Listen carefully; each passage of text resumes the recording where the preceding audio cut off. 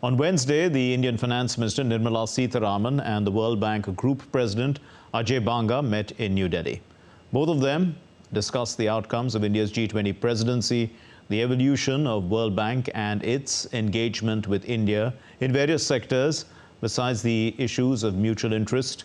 And the World Bank has set up a task force now, a team to study recommendations made by the G20 Independent Expert Group under the G20 India presidency.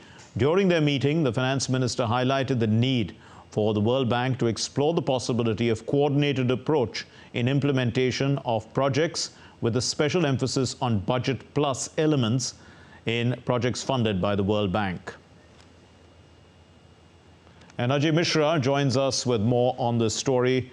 Ajay, so, what were the key points raised by the Finance Minister Nirmala Sitharaman? I think the biggest point that she made is how to go forward on the triple agenda which has been suggested by the India G20 presidency. Mark, remember that India have advocated for the reforms in the multilateral banks, and that is one of the key pillars of the success of India G20 presidency. Coming to the triple agenda, we understand that adopting a triple mandate of eliminating extreme poverty, boosting shared prosperity, and contribution to global public good. Remember that the Indian digital public infrastructure have shown a brilliant example of success here in India, and we are advocating the same kind of approach to be adopted by the world to create a global public good. That's number one. Tripling sustainable lending levels by 2030.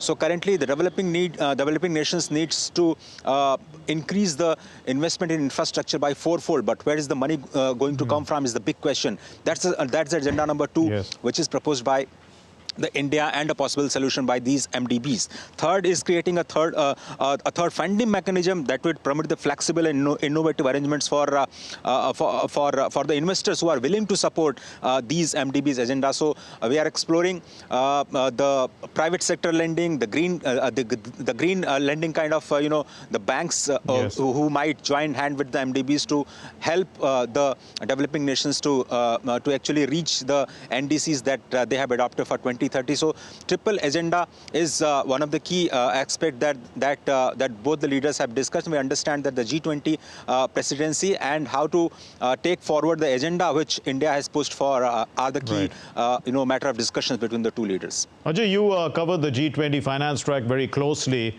How was the World Bank, assisting India's G20 Global South agenda, especially, with regard to debt restructuring in some of the poorer countries?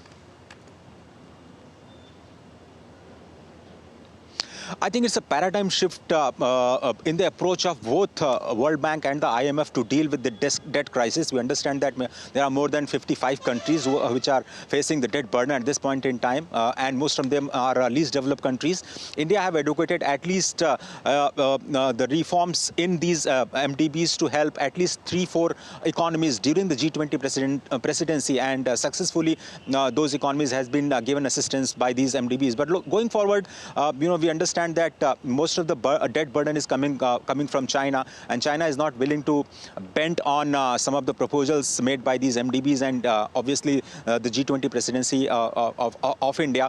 But going forward, we see that some kind of discussions are also happening on those fronts, whether there can be a flexible mechanism to find a common framework for assistance of these developing and least developed countries for debt resolution. But this is also one of the major pillars of success of India G20 presidency going forward. We'll have to take a view in the future what can be the final agenda going forward. But yes, this was one of the great success when it comes to proposals made by G20 presidency from Indian side. Ajay, also what are the key factors that the World Bank looks at when it is funding projects? Because the finance minister has asked for coordinated approach in implementing of projects.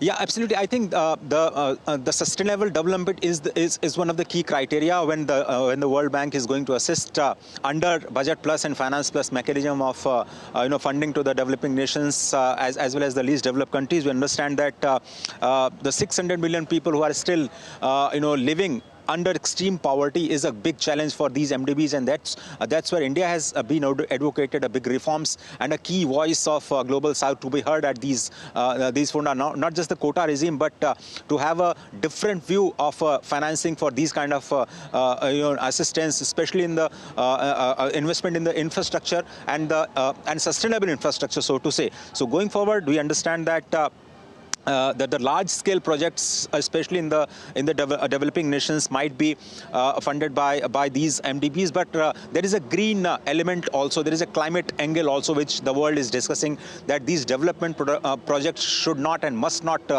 contribute to the global warming, so to say. So I think there is a balanced approach that has to be taken when it comes to investment and its impact on the environment, and that's what the world is crippling with, and all the major institutions are still discussing the ways to find a fine balance between development and the climate action.